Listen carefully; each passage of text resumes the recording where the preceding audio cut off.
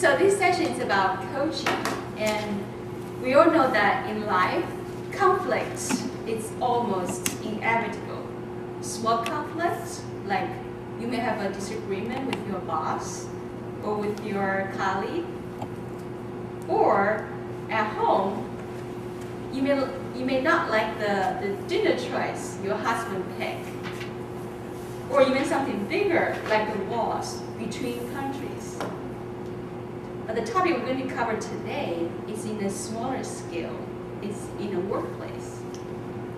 That you're a supervisor of somebody, or you have some colleague that they didn't perform to your expectation.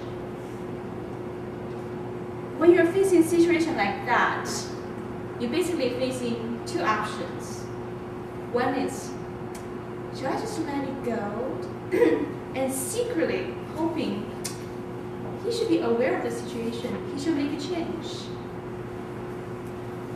Or should you actually confront the situation and let the person be aware of what had happened? Option one seems safe and easy,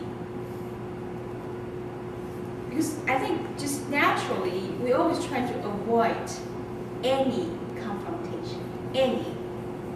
As long as I can keep my mouth shut, I should be safe. But there's a consequence with that.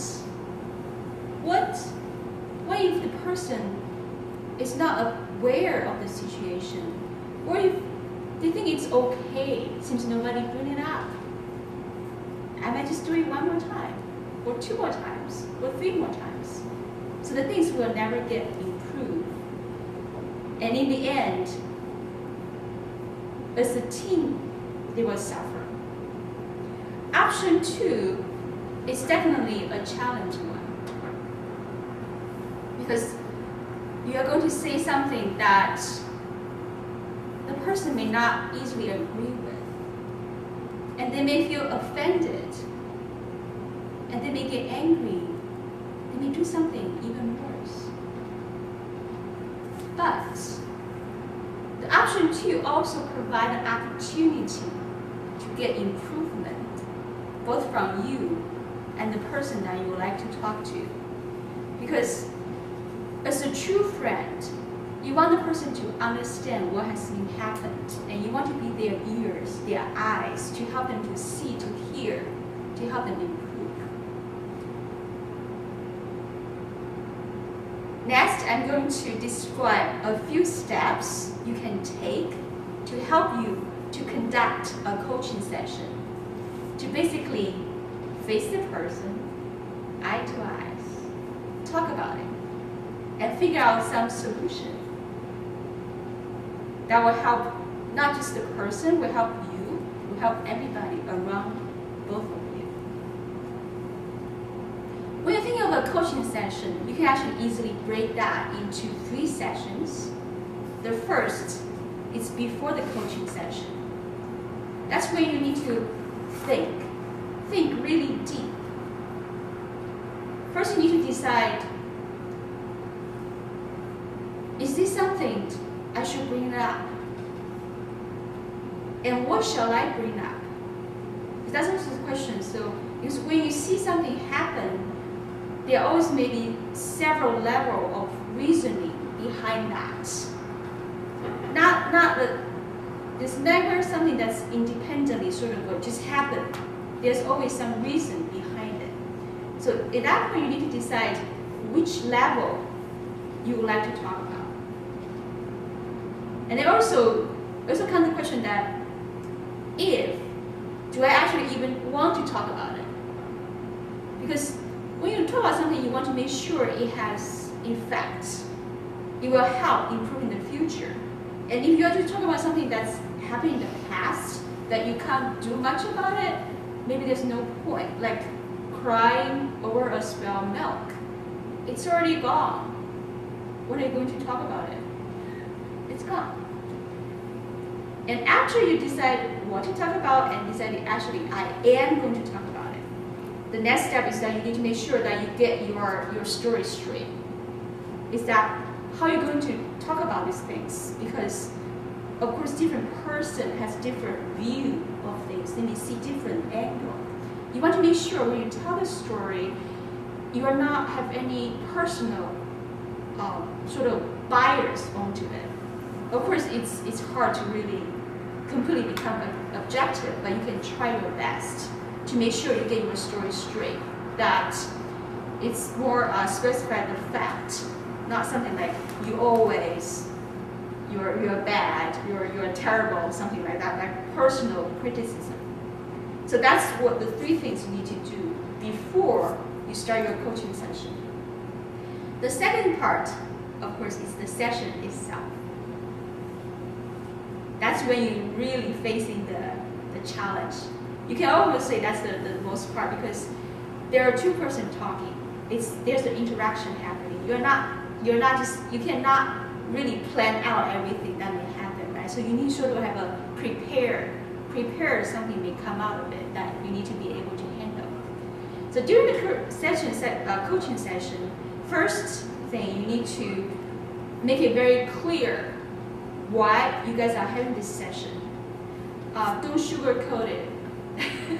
Don't say, oh, you're doing great, and then there's just small things I want to talk about. Because when you say that, the person may say, oh, maybe it's something minor, I don't need to pay attention to. So you want to make sure that the conversation set the right tone, that it's something that's serious we want to talk about. But not too serious to scare the person saying, I want to back away, I want to run away. Maybe somebody should call me so I can go. So that's set the tone for the coaching session. The second part is to actually describe what happened. That's when you bring up your story that you prepared. But of course, when you start doing this session, you may need to prepare a sort of several versions, in the sense that the person may say, oh, no, that's not what happened. So you want to make sure that what you said, it's not offended to their feeling, to their views. That's sort of consistent. When I say several versions, I don't mean sort of automate, sort of make something look different, but just find out a better way to describe based on person's response. And then the third part is to actually ask person, how do you feel about it? And then just keep talking, and the best outcome of that is that when you keep talking, to let a person realize what had happened, and then let them come up with a solution.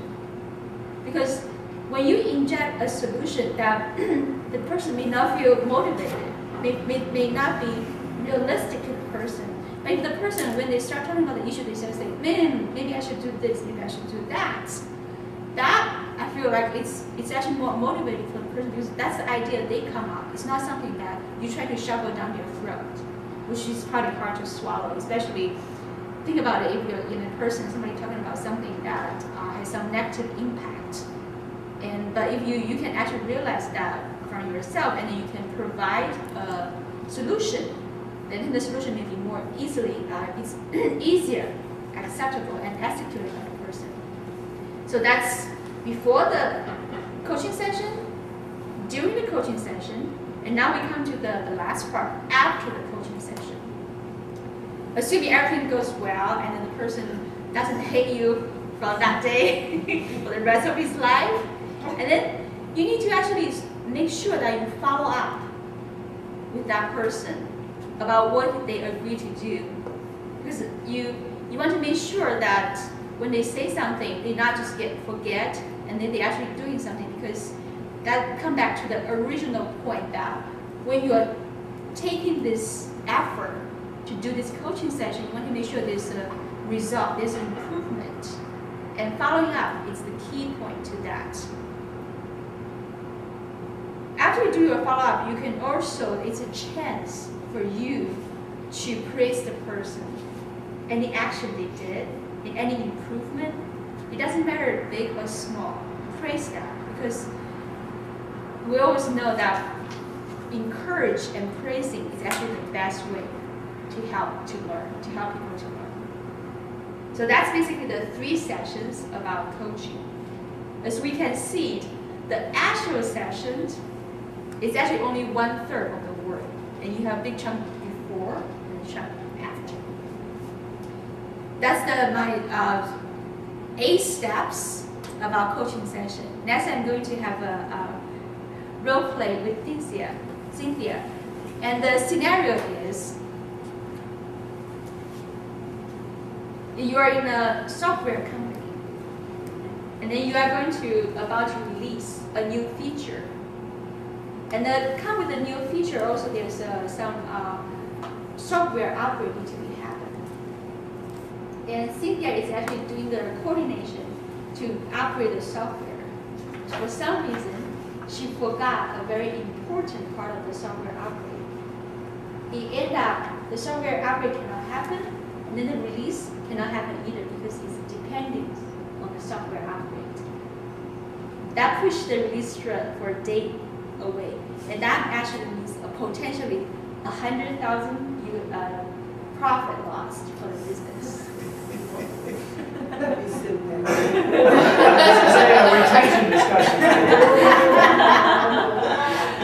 Okay, so it's responsible for the release. So I feel that. Come back to our steps we defined. I feel this is actually a pretty serious issue, right? Because it's real money lost, and it's not just the money loss, it's also impact the relationship between the delivery team and the business owner. How can they trust you? So that's the reason that I decided this is a very important issue. I need to talk to Cynthia. And then I need to get my story straight. My story, I will focus the fact that this important component was missing. And I know Cynthia has been working with us for a very long time. And I will actually be curious to find out why this happened. Because that will help me help her to identify how can we improve next time. So I've done all my thinking before the session starts. And now we go to the second part. Session starts. Okay, I'm not on Cynthia's Q&A. Oh, maybe we should have this session in the meeting room so that it's just between Cynthia and me. And plus, another thing too, if you're not aware of this particular manual, this is unrehearsed. This is actual role play, so she doesn't know what to expect. Okay. Okay, we're gonna sit down in the meeting room, and there's nobody here. You guys is a virtual person. Okay. Hi, Cynthia. How are you doing? Well, I'm not doing too well because you called me in here for a meeting, so I know something is wrong. Yes. Actually, there's something I really want to talk about. It's about the release that happened 2 days ago. So how do you feel about the release? Well, I'm not happy about it. I realized that I was late with the upgrade. I know it's cost a lot of money. It happened. I just want to know, what can we do about it now? What's expected? I'm not going to blame anybody. I can't. I have a whole list of people I can try to blame, but I'm not going to do that. But right now, we are working under a really tight schedule. We have a really knit staff, but these time constraints, it's not going to work, boss. It's not going to work, so I don't know what to say. Okay, I hear you. So do you really hear? I mean, we are putting in long hours here, so we really shouldn't be surprised we missed the upgrade. I see your point. I think this is sort of a team effort we're trying to accomplish based on the business needs, and it is a short-term action we're taking. It's just for 2 weeks, and because we are actually missing the deadline, so we actually also miss a very important business opportunity, which end up actually have $100,000 lost to our business partner. So unfortunately that happened. And I hear your story I hear your point that you've been working really hard. Not only me, the team, the whole entire team. I know that was a lot of money, but I don't know how much more you guys expect from us.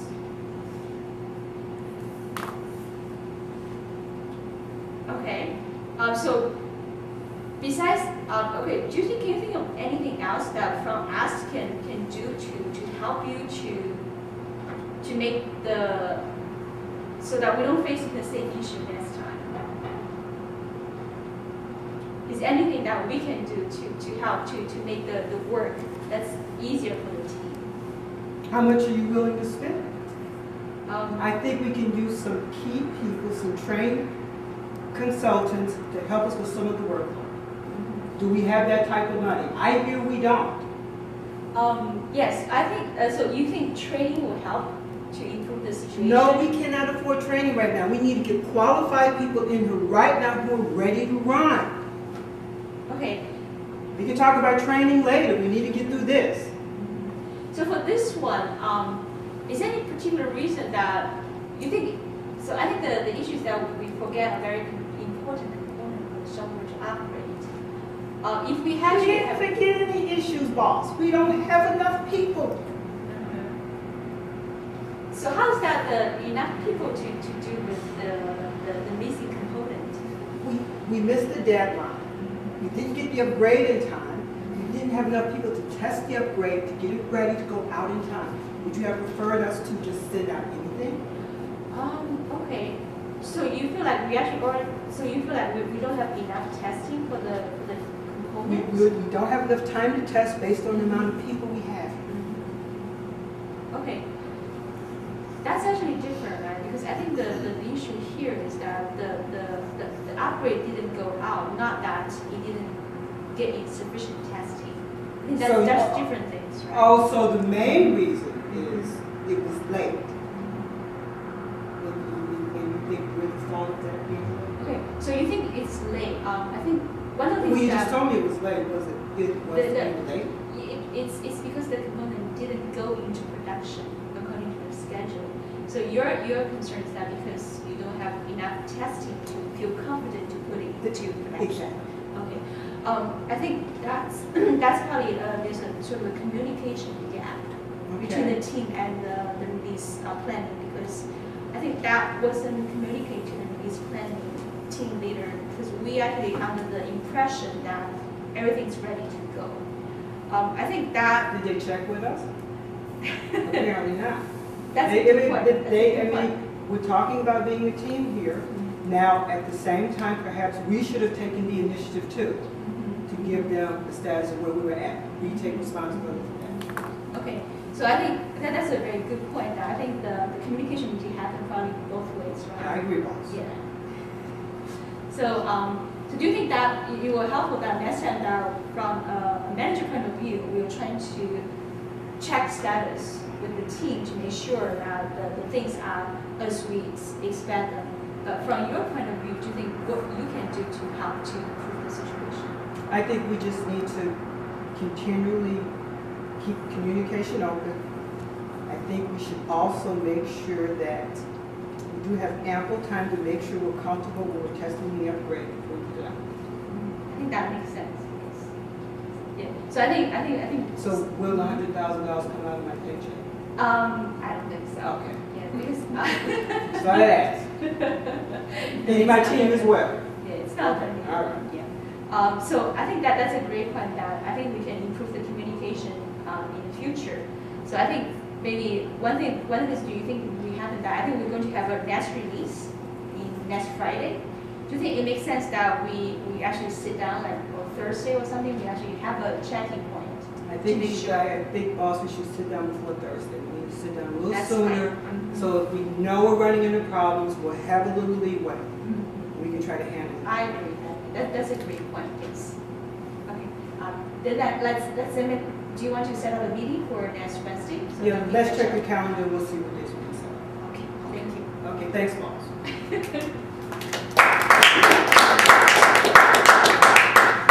And everything goes rosy from now on. And we'll have a meeting in detail next Wednesday.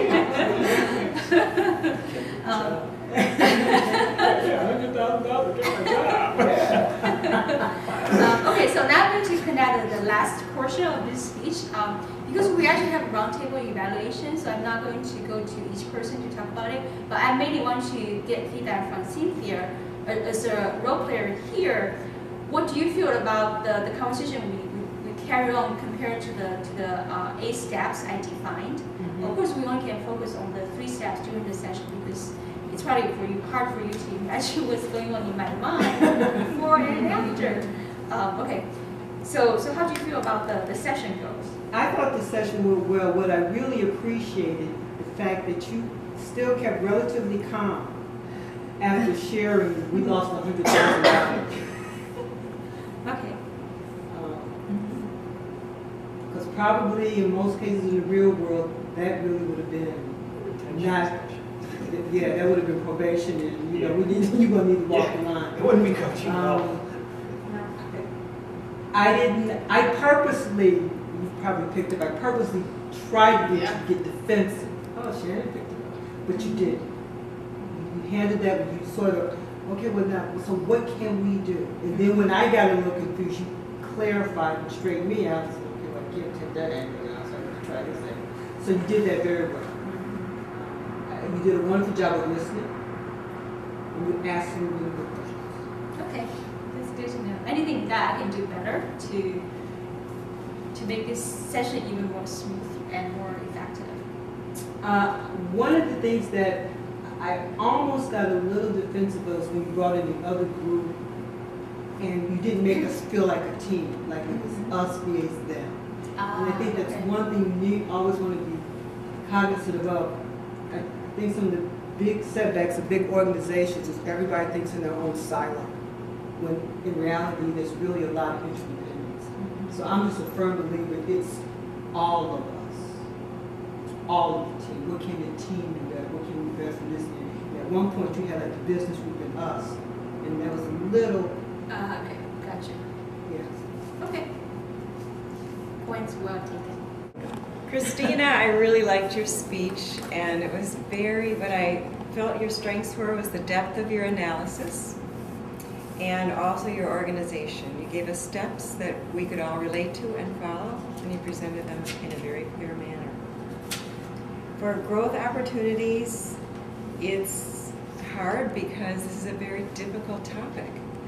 I think that you handled it well, and I would encourage you to talk about flexibility of response and being ready for the unexpected, and maybe a little bit of suggestion for how people can handle that, because that's what you faced. Excellent speech. Cynthia, you did a great speech and it's very informative. I am not in the coaching area and I learned a lot from your speech. At the beginning, you described the situation of give us the backgrounds about the coaching. How can you coach your coworkers or someone else that you want them to change, which give us some connection background, something like that. The other is you give us 3 sections, really structured.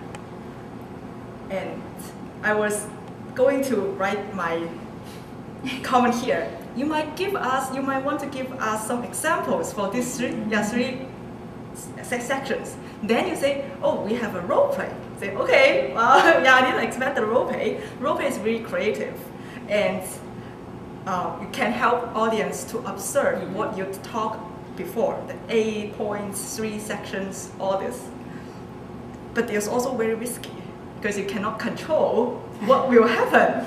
Or maybe, Sylvia really did a great job, and she is a little bit aggressive for this situation. And after that, you might also give the audience some feedback after the role play, which tactics you used for you handle this situation, so we can get it. We learn faster after that. And pretty much is that. Oh, the one thing is for you talk about 3 sections, so you can maybe move 1 section here, and talk about 2nd sections and the 3rd sections. So something like to not just sit still, something like this. That's it. Okay, Christina, you did a very good coaching demonstration. That you had a very good pacing. There was no rushing, which is very good in that type of a speech for educational purposes. And when somebody's trying to absorb information, if you rush through things, they're not going to understand you. So you had some good gestures, like especially with the eye to eye when you need to talk to your employee or colleague. I thought that was very important. So it's not like over email type instructions. And then the role play in the very beginning, it's not realistic. It's not real life. You're so calm. But then I understood that was your purpose. You were reeling Cynthia back in. So that was good to you. So I changed that back. The role play with you. When you were giving your opening lecture, I loved how you talked about the 2 points. You can either ignore or deal with it.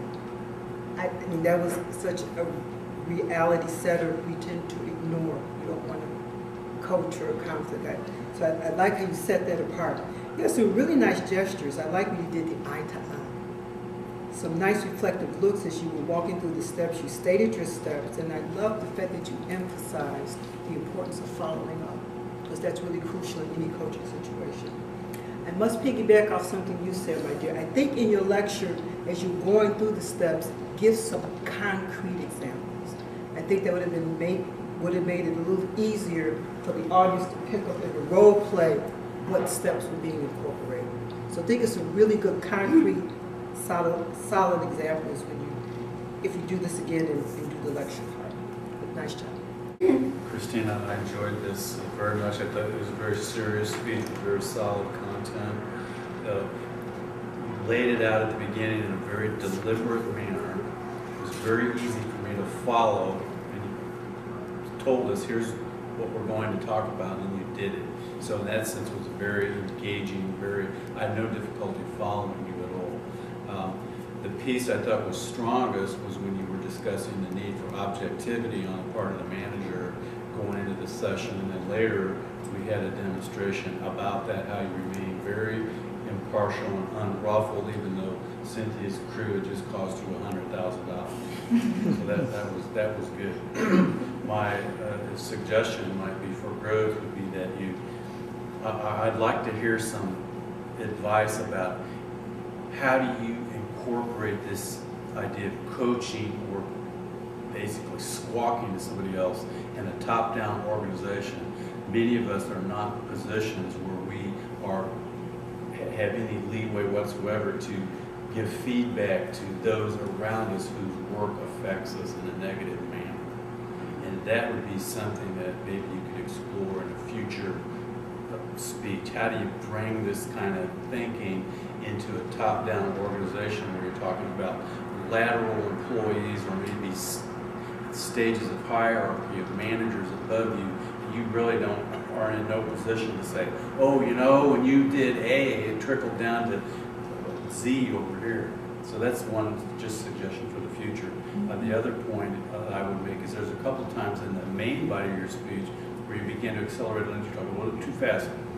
And I was having a little trouble with following you. Most of the time your cadence was perfect and I was spot on with everything you're saying, but occasionally you get a little too accelerated. Christina, thank you for that speech. I have heard someone else do that here in this club, and that's a very challenging speech to give, and then to incorporate that unrehearsed role play. So I really respect you because I think you did a wonderful job on this. And it's a topic that's very important. I liked, as Gary said, how you set this up at the beginning. You really set up what you're going to talk about and how you're going to teach us something here. And as Cynthia said, the balance between those two. You have these two options. You can take the safe way, which often seems like the better way, and keep quiet, or you can do something about it, and that's so important because people don't do that. And I think that's wonderful the way you set that out. It was a very realistic speech, and you pointed out how coaching helps you, the coach, as well as the person who's receiving the coaching. And that's something we don't always hear. That was also a very good point. I liked that. And you did a good job of setting up that role play. A few areas for growth and opportunities. You began your speech with the word so. The very first word out of your mouth is so. And definitely don't want to do that. like a visual. When there's 8 steps, I really would like to see a visual. And that would have helped me a lot and given me something to remember, or even a handout later to take away with me. The role play, of course, I understand that's totally impromptu. And you did some good things that I caught, such as you were encouraging Cynthia to think of a solution. And they definitely, that tied back to the main body of the speech. I do think, though, you let Cynthia, from the beginning, how do you think it went, which was fine. However, then I think it was your turn to really outline what the problem was, instead of letting Cynthia define the problem. Because later we found there was confusion about what the problem really was. Okay. And I like that idea, and I don't know if the project involves that, but you asked Cynthia for feedback. It would be really good to hear your opinion too of how you got that role play went. Christine, a lot of the strengths were mentioned. Just 3 things that really came to me. One is I think you had relevant examples in terms of what you're doing. There was an organization, particularly when you got to the part about before the meeting, during the meeting, after the meeting. I followed that. But then thoughts for development. At the beginning, it just seemed to kind of ramble a little bit. You started by wars and all this sort of stuff. I was like, what does that have to do with coaching? I was very confused. You had your hands up a little bit. And exactly as been mentioned by Mary, the steps to me were very clear. 8 steps are not going to stick in my head. And so without a hand up or something, I was lost, completely lost. I understood before the meeting, during the meeting, after the meeting, but what was supposed to be going on for those 8 steps, and I did this manual, so I didn't remember that stuff. You used we a lot, and I found that that's really, we do this, we do that, and as I said, my reaction was pretty much right out there, no, I don't do that, not me. So think about using the you, and more of a thing, if you've ever, or have you ever, or you know someone who's ever done something like that. That could work for the people who, as Mary says, they don't know it, but they know somebody who does know it. My big question, and we mentioned before, is really coaching versus retention. This is such a bad situation. It's much more of an HR issue and retention issue. Are we even to keep this person at all? They lost $100,000 to the company. That's not just going to be, hey, let's sit down and talk with the manager. That's going to be a huge issue. So maybe that was a little bit too dramatic. Think about questions and questioning. Have you ever, in the introduction, did you ever? And that goes back to using those relevant examples. And then finally, minor point, but spilt milk, these sort of things are cliche. You can come up with an original phrase that really captures people's attention and pulls them in. These are all really nitpicky points, but you're a great speaker, so I'm kind of pushing you to challenge yourself, go a little bit beyond the okay. And Toastmaster, fellow Toastmasters, and especially Christina. Christina, I really thought you did a great job on quite a few things. I thought you did an excellent job of describing the value of confrontation versus non-confrontation. And I think so often people don't think about that. What is the point of telling you, yesterday you took the last cupcake and that really annoyed me. It happened one time, it's a cupcake, get over it. And so I thought that was great. I also thought you did an excellent job of describing the value of thinking about what you will say and the importance of choosing your words, because if Cynthia had come in and I had said, and this is my bailiwick, so I was just appalled that Cynthia had held up things and lost us $100,000. If I had said, well, Cynthia, how are you going to explain that $100,000 that you just cost the company, and why should I keep you? Right away, that's not going to be a happy time for either of us. I really think you did a good job of describing how you have to think about what you're going to say and be very careful. And I thought you also did a great job of showing this. I also have to say, especially for our guests who haven't been here before, this is the 3rd time she's done a coaching speech, and every single time she's had somebody who has been just awful to her. Cynthia was actually the nicest of the 3 of us. I was the worst. So I cannot tell you how much I admire you for doing this. I do have some suggestions. As was brought up, you kept explaining there's 8 parts. No, there's 3 parts. There's 3 parts. And I actually wrote down what you said, because whenever anybody gives me a list of 3 things they're going to say, I write it down to see if they actually follow it. You said the first step is deciding whether to confront and what the problem is. And right away I thought, well, that's really 2 parts, isn't it? And then you said, now the second thing is to get your story straight. Then you said the second part is the session itself. And then you said the second part is to actually describe what happened. And those are not all exactly the same, which is confusing. And then you said the third part is to say, how do you feel about it? And I don't think that's the correct thing of the third part. I think the third part is to make sure you both agree what the situation is and how it should be resolved. And you actually did that in your coaching session, but when you were setting it up, I don't think that you did say that. So I would make that a little more clear. Also, one other thing that I noticed in the coaching session was Cynthia came in and said, well, it wasn't my fault. I don't have enough people. It's all my team. And frankly, I already would have been kind of mad. And I have to admit that. But I would be questioning her much more closely on this, because if it was totally her fault, of course she's going to say, not totally my fault. Tim's to blame, Mary's to blame, Gary wasn't helping out as much as he should have. I wanted to hire Crystal and you wouldn't let me. So I think I would have been investigating that a little further. I do also want to say I thought you did a great job of pulling information out of her, although I do think you might have believed her a little too soon, but you did pull it out of her and you got her to agree. This is what we need to do. Of course, if she is a total goof off, you can hire those extra people and she'll still screw you. Thanks again. I myself have recently had to have counseling sessions with several people, and I realized that I think I need to think about things a little more before I call them in and yell.